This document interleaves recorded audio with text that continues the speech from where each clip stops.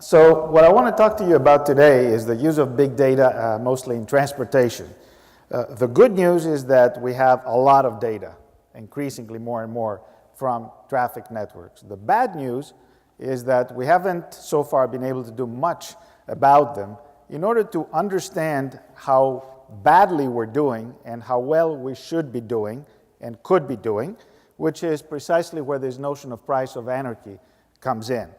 And it turns out that one of our main problems is from the data, we are having trouble understanding how people behave because there's a human element involved. And so over the last year or so, with my colleague Yannis Pascalidis and a team of students, we've been able to use a kind of an unusual form of optimization theory to turn things around and not try to solve a problem given a cost function, but rather use the data, the output of a problem, to kind of guess and estimate what the cost function is, which translates into how people behave. So let me first tell you a little bit about, at least my opinion, why transportation networks have been so elusive from so many other types of systems that we've been able to do so well at, and here we haven't been able to do very well. So I'd like to tell you a little bit about the role of big data when we deal with traffic networks, culminating with this notion of price of anarchy. This is where inverse optimization comes in. In inverse optimization, we go from the data to the cost functions, and if we're successful and we have the cost functions, then we can go back to the forward optimization. So there's a backward-forward kind of mechanism here. I'll tell you in particular how we've been able to use this in the greater Boston area. I've been very fortunate for the last 7-8 years. I've worked with a lot of people in the city of Boston doing a lot of smart city type projects, and we have lots and lots of data that we're getting from them. And I'll tell you how we've been able to evaluate the price of anarchy in eastern Massachusetts and what the exact numbers are. And the news are actually, well, good and bad, like always. And if I have time at the end, I'd like to tell you a little bit about other ways in which, in this sort of context of smart cities, you're able to use big data to do other interesting work. So this is sort of the poster child, if you will, of how bad a transportation network can be. This is from the 100-kilometer-long Chinese traffic jam in, I think, about 2011, 2012. By the way, it says here enters day 9. I believe it went 12 days total, and it was obviously a disaster. So these things shouldn't happen, but they do. And the question is why? Why is it so hard to understand how we can improve traffic networks, even if we knew what the optimum should be? So in my view, there are two reasons. The first reason is that there's just not enough control. There's just not enough handles to manage what's happening in a network. The controls that we have are traffic lights, tolls, speed fines, things like that, very indirect, not very good mechanisms, and therefore we have no ability to unleash the power of feedback that has done great things in other technological areas. The second reason is a simple game theoretic fact. We don't know, as drivers, how other people behave, what they do, and what their actions are, and what the decision-making processes are.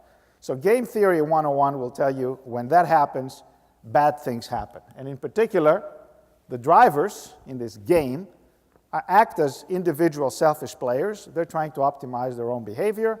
However, there is a system-centric and a socially optimal solution, which if we, let's say through some kind of a central mechanism or another more intelligent way, were able to use, we would be able to achieve the global optimum. The gap between those two is exactly what the price of anarchy is. Actually, it's not a gap, it's a ratio.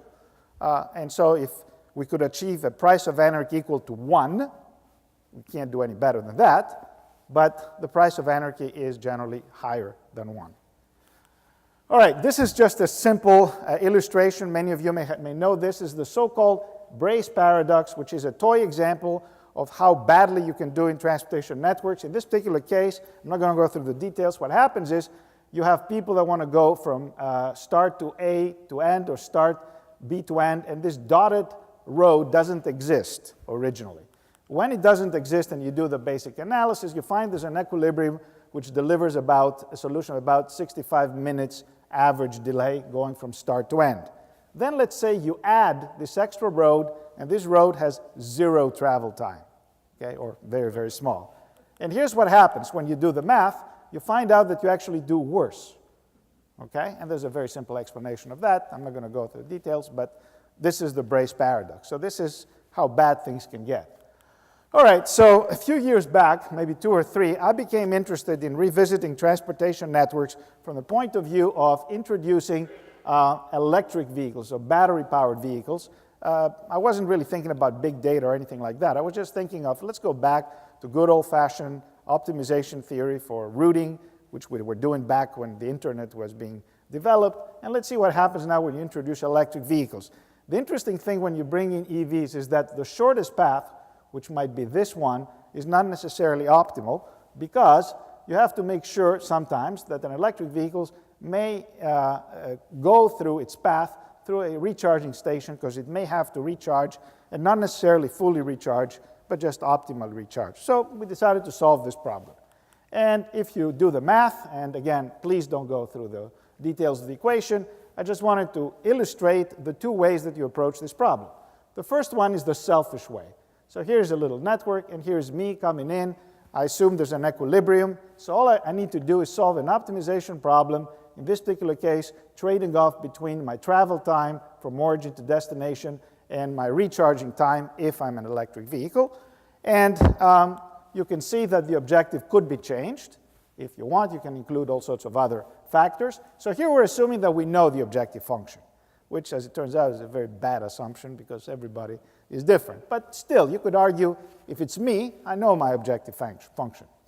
And what is it that you're trying to optimize over? Well, the route choices, this way or that way, and the recharging times. All right, so we solve this problem. Then we revisit this problem from a system optimal standpoint. What does that mean? That means that you now have lots and lots of different cars, many different types of cars potentially, and now a decision, if it's going to be optimal, is going to affect the travel times and the energy consumption, because if I route everybody, for example, this way, then I congest this path, so I should be routing some people that way. So the problem becomes much more nonlinear, much more complicated. In fact, it's so complicated that there's too many vehicles to optimize over. We came up with a neat way of kind of grouping vehicles, like, for example, in this way. But that's, again, kind of not the essence of what I want to tell you about. And then once we solve the problem, we find a solution. So now comes the question, what's the difference between those 2 solutions? So let me tell you about a couple of examples in which this price of anarchy comes into play. By the way, anarchy is the solution, the selfish solution, in which basically we're all behave like anarchists, trying to just simply satisfy our own problem, ignore the rest.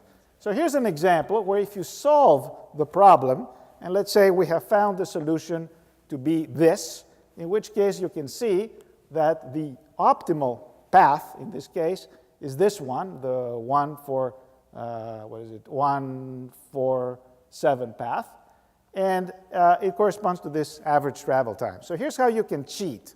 You can cheat because if I am a driver who follows this path, and I know that this is better, I can simply cheat. And, if only one person does that, then that's fine. Only that person benefits by cheating. However, what if many people start cheating? If you do that, there is a Nash equilibrium. There is an equilibrium. And by comparing the selfish and the social equilibrium, you come up with this notion of price of anarchy, which in the story example is actually not too bad. It's 1.038, means about 4%. Okay, that's bad, but it's not too bad. So the question is, what happens in the real world? Can we eliminate the price of anarchy is what we're trying to do? And the answer is yes, because of the emergence of connected automated vehicles. If we believe that now we don't even drive, and our cars are just these nodes in a network that are automatically controlled, then in principle we can achieve the social optimum. We just tell the car what to do, and that's it. And indeed, we have been able to get there very, very rapidly. So in this new world of transportation systems, everybody is essentially a communication network, and these are the so-called CAVs. So there's hope. Actually, things are moving much faster than anybody was expecting. But there's a few problems. As things now stand, we don't know the cost functions of the drivers, and this is an even more difficult problem, we don't know their origin-destination pair, so we can't set up a network model. We don't know, if we take a snapshot of a transportation system, we don't know where this car came from and where he's going to in how the world stands today. So we can't solve for a social optimum problem because we don't know what objective function to use. Therefore, we can't exploit these automated vehicles, and we can't even assess what is the worst and the best we could do, the price of anarchy, so as to stimulate, for example, investment. So in my interactions with people in the city of Boston who are interested in this, they say, why should we do this? What's the benefit? So the very first question is, can we estimate the price of anarchy? And we do have plenty of data, so that's the good news. So here's the idea of the inverse optimization problem. Going backwards, we can use the data, and the data reveal that there is a certain equilibrium. It's a Nash equilibrium, which in transportation systems is called a wardrobe equilibrium. Could it be that since we know the solution to this problem, we can work backward and find out what is the optimization function, the cost function, the objective function that actually gave us the solution? If we can do that, then we can move forward, do what we always do, knowing what an objective function is, and in the process, if we solve this and then this is the selfish optimum, known from the data. This is the social optimum, obtained if you go through this, through this backward then forward process and get the price of anarchy. So here's where the big data comes in. This is a big data set. I thought it was huge at the time it was given to me. It's 50 plus gigabyte. By now, that's actually relatively small, because I have another data set which is about 740 gigabyte. But let's take one step at a time. This is the Eastern Massachusetts traffic network. There's all sorts of different codes here. And we have this data. So what do we do with it? This, by the way, is what the data typically looks like. This comes from INRIX. And we have now Google data and Waze data as well. So the data keep on coming. But let's stick to this particular big data set. And these are results that we got after the forward-backward scheme worked out. So here's what I want you to I want you to observe. The blue stuff is the social optimum. The red stuff is what's happening today. These are various links, various road segments. And what really you need to focus is on the fact that in some of these links there are big differences. So for example, if you look at here, the red is what's happening today. The blue is what should be happening if we were to optimally control this system. So something is wrong here. We should be able to achieve this. There's an opportunity there. And here's the price of anarchy.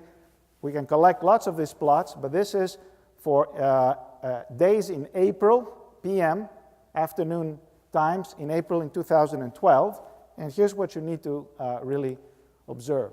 The price of anarchy can be as high as 2 or more in sometimes, and actually it's always over 1.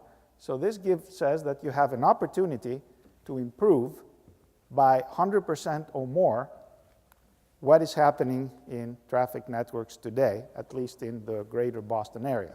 This is great because, first of all, if you show this to people, A, you say, this comes from real data. We didn't simulate, we didn't manufacture this. This is your data that you gave us. B, we can show you that we can improve things, and C, here's a good incentive to promote connected automated vehicles, make the investments that are necessary, and so on. So this is a good starting point for what comes next, really. This is my mathematical slides. I will go through them very, very quickly. This is just simply to show you that this is the forward problem that you can formulate by controlling traffic flows in order to optimize a given cost function if you knew it, but you don't, it's unknown. There are some technical assumptions that you need to make to verify that indeed there exists a unique solution to this problem. Now, this is the inverse problem.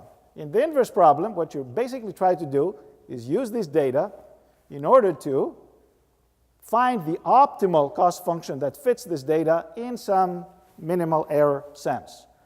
Then you have this huge problem, which is based on the so-called reproducing kernel Hilbert space formulation. I'm not going to go through the details, but if I had time, I could explain to you every one of these single equations. But the important thing to notice is that here are the input data. These are flows from the huge data set. And the output is basically a model, which is based on this particular model, based on these types of kernel functions, which delivers the best we can do cost functions. When this is said and done, you also have to deal with this origin-destination matrix estimation. This is a really tricky problem. We use generalized least squares methods, but in a bi-level optimization framework. Again, I'm going to skip the results just to get to what is actually happening in this particular intersection in downtown Boston, very close to where my office is. This is one of the worst designed double intersections ever, okay? It's got 2 traffic lights here and there. This area gets congested. Traffic is not allowed to turn left on Commonwealth Avenue, so everybody has to go this way, and the flow of traffic from here can go right, left, across, and over this bridge. It's a mess. You create real deadlocks. So I'm going to show you simulations. These are simulations, but with realistic data of what happens now with traffic lights. You see these little things, if you can see them, are the traffic lights. And what happens if you used a new framework that we're developing using connected automated vehicles with no traffic lights. Okay? Never stop. So just look at what's happened. The first thing is, oops, there you go. And this is just, first of all, the simple eye test will show you that there is some congestion that is being formed here, obviously, whenever there's a red light. Here, if you look carefully, you'll see that cars decelerate optimally to let other cars go through, and so there's never any stoppage. This is great because you never have to stop. Stopping is what kills you because obviously it creates more delays, but also a lot of fuel consumption.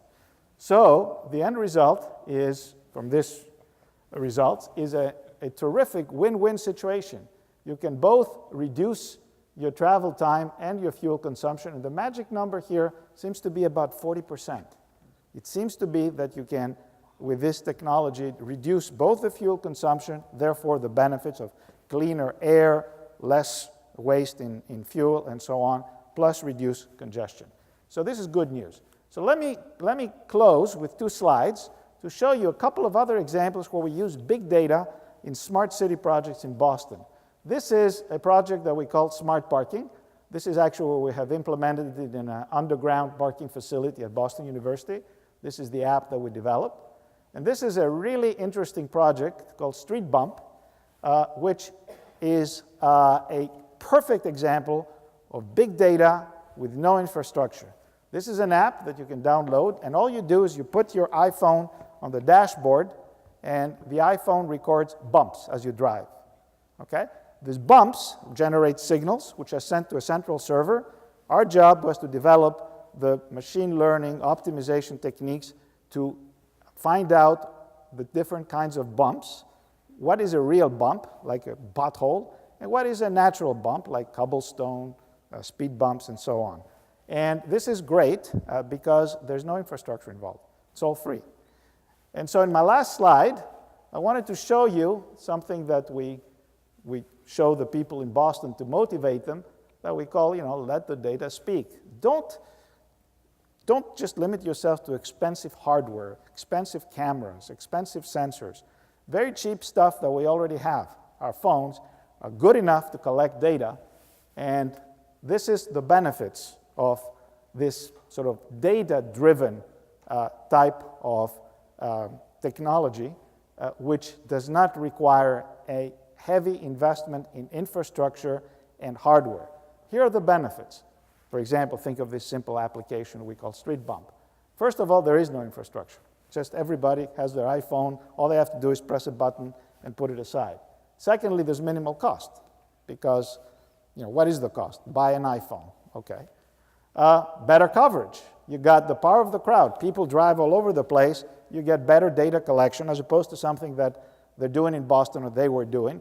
They had this expensive van to the tune of like $100,000 because it's equipped with all these very expensive cameras and sensors driving around. Only one van driving around instead of hundreds of thousands of data that it can collect on any given day.